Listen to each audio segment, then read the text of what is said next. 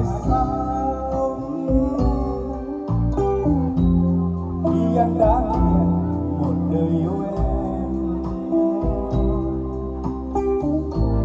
dù cho nét môi kia phai người, dù cho má xanh kia lưng và dù em đã với anh ta quen biết nhau khi tàn xuân,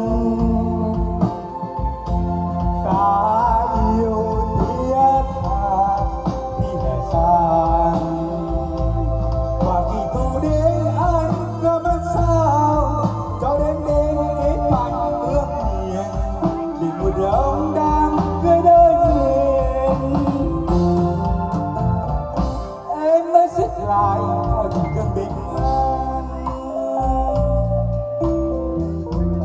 cho em nhớ một nụ cười xinh.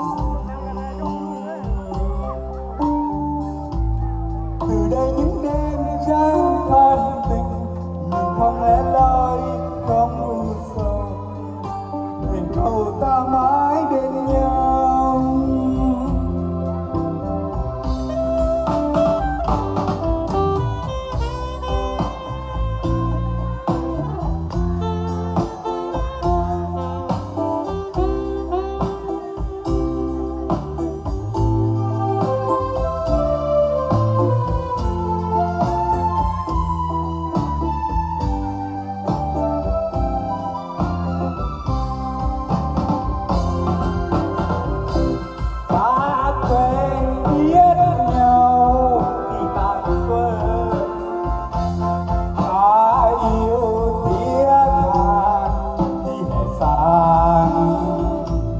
Và khi thu đến anh cơ mất sao cho đến đêm kết thành ước nguyện để một đám đám cưới đôi mình. Em mới xích lại ở cơn bình an, cho em nhớ một nụ cười xinh.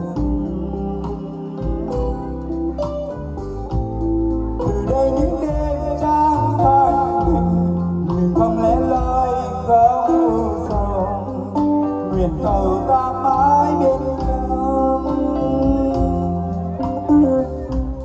Từ đây những đêm trăng than tình, mình không lẽ